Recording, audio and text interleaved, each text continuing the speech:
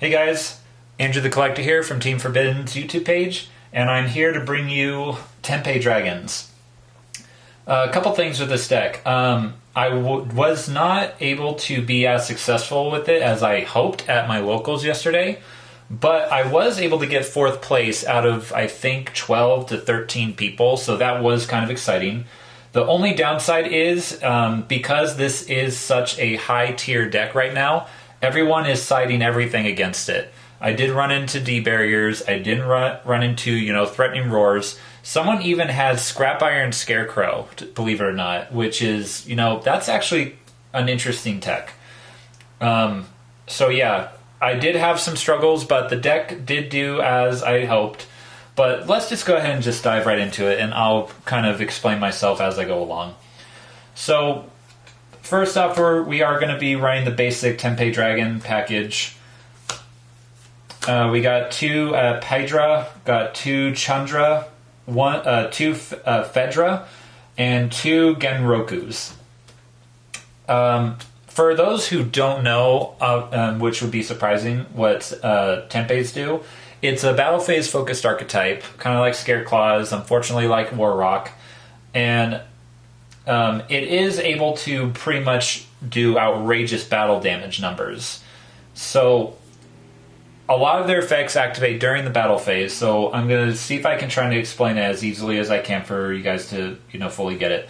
Pydra's effect is that when it's normal or special summoned, you can add or set a Sangan spell card from your deck from your deck, and then during the battle phase, all of their effects are these 3 at least. This one's a little bit different. During the battle phase, you can synchro summon during the battle phase using that card and another card, obviously. He doesn't, other than that, the only one that has another effect during the battle phase is Chandra. I would say that Chandra is probably the best one, because during damage calculation, or the damage step I should say, we don't call it calculation anymore. During the damage step, you can special summon a Fire Dragon from your, or Fire Dragon? It is a...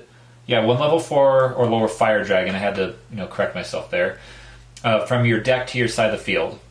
So, really good stuff.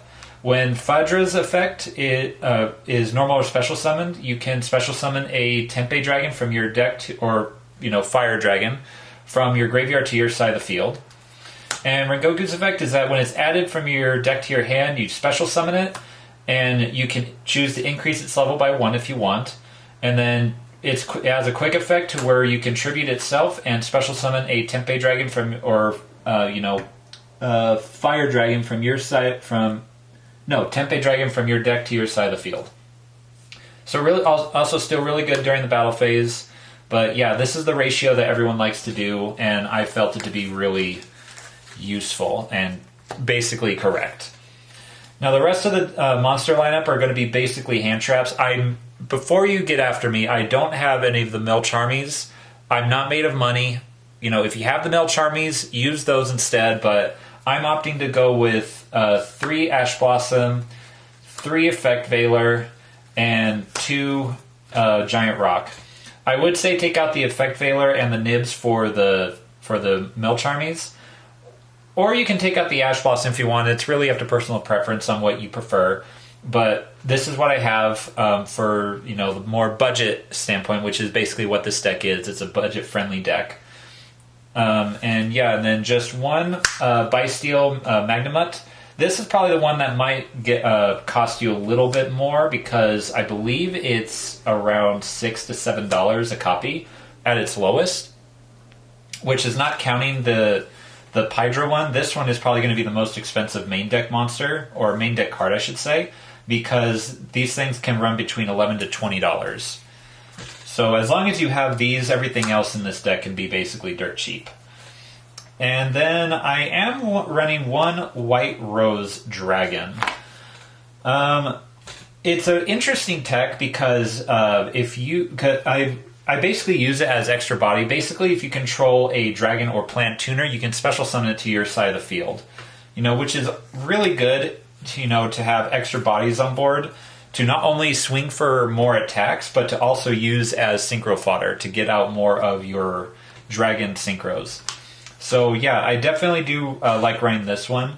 I mainly put this one in because I don't have that Doka dragon that everyone else is running. You know, I know it's a common, but believe it or not, I did forget to get the card before I wanted to playtest this deck. But I found that this card was actually a good substitute for it. I was pleasantly surprised with how good, you know, it handled. And that is it for the monsters. Off to the spells. We have one Sangan Summoning because it is at 1. It's a broken field spell. And then one Terraforming because you want to get to it as soon as possible. Basically, Sangan Summoning, during your main phase, all your level 4 or lower, or you know, just your Fire Dragon monsters in general are unaffected by your opponent's activated effects, which is broken in and of itself. Basically, you can use your turn to set up your plays, and it's absolutely nuts. And once per turn, you can add a Tenpai. You can add one Tenpai Dragon monster from your deck to your hand, and then discard one card. And then if this card is destroyed during the battle phase, you can target one Dragon Synchro monster you control and double its attack, which we'll get into when we get into the extra deck, but I don't really think it needs explaining on why that's relevant. And then 3 Sangan Caimans. It's a searcher and special summon from hand during the battle phase. It's a quick effect. Yeah, you definitely need 3 of these, no less. Arguably, some people have been saying that this should have been limited instead of Sangan Summoning, but I think that's incorrect. Because if Cayman was hit, this deck's playability might have dropped even lower than it would have, even if Sangan Summoning was still at 3. But, you know, it's up to personal preference again, but I think that this is the correct way to play the deck. 3 Regekis, 3 Forbidden Droplets, and 2 Lightning Storm, as well as the Feather Duster and Cosmic Cyclone. You know, your basic going second deck builds. It's really great. And then 1 Called by the Grave, or Begone Demon Child, which, you know, is what we like to call it here. And then 1 Proud of Prosperity, because this deck it does so well at inflicting battle damage that it can OTK your opponent even under Pot of Prosperity if you play it correctly, which is absolutely insane. And then 3 Literal Hand Trap, which is the only trap that we run in the deck. Some of you may be wondering why I'm not running Dimensional Fissure, or Shifter, I should say. I'm sorry about that. It's a good card, but through my playtesting, I found that I need my graveyard a lot more than you would think, especially if I want to try and guarantee that I kill my opponent during that turn, because I did playtest Shifter, and a lot of the times when I tried to OTK my opponent like that, I just was shy because I needed some recursion from the graveyard through Phaedra and through their level 7 Synchro Dragon. And, you know, I was able to do it here and there, but a lot of times I really, really wanted my, you know, graveyard. Now let's get into the extra deck. Speaking of that level 7 Synchro Dragon, Sangenpai Bident Dragon, or Dragion, I should say. It's a level 7 tuner, and if this card is synchro summoned, you can target a fire monster in your graveyard and special summon it to your side of the field. But for the rest of the turn, you cannot special summon monsters except for dragon type monsters, which is no big deal in this deck.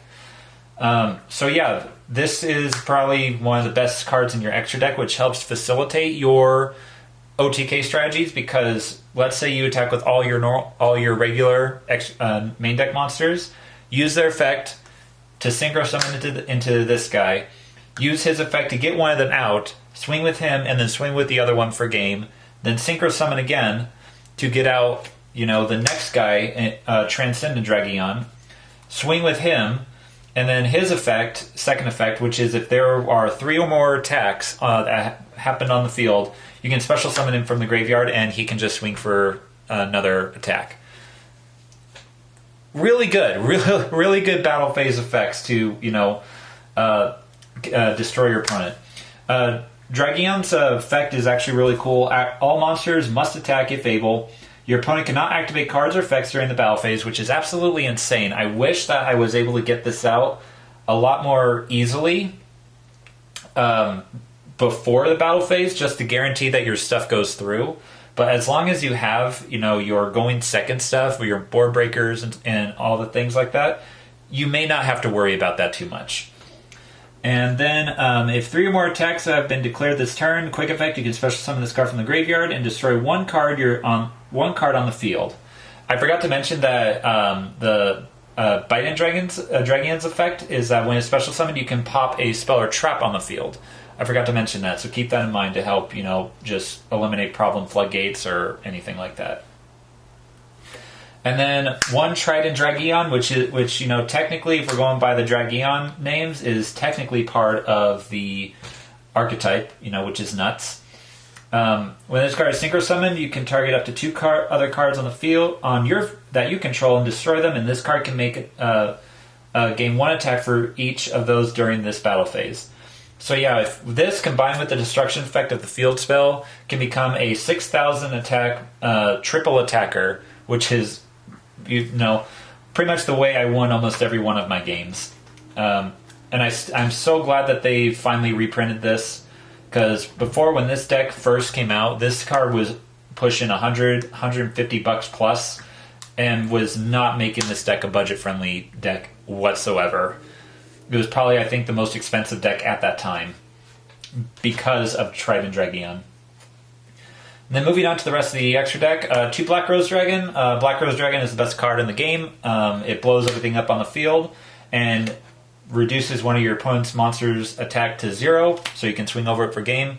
Best card ever created. No one can tell you otherwise. If they are, they're lying. And the second best card in the entire deck is Ruddy Rose Dragon. It basically is the same thing as Black Rose Dragon, only except it banishes the graveyard and then destroys the field. No, I'm just kidding. But yeah, we basically use this against your opponent that needs their graveyard for a lot of stuff, which is basically every deck nowadays. But it's going to become even more relevant when Orcus comes out. So keep that in mind.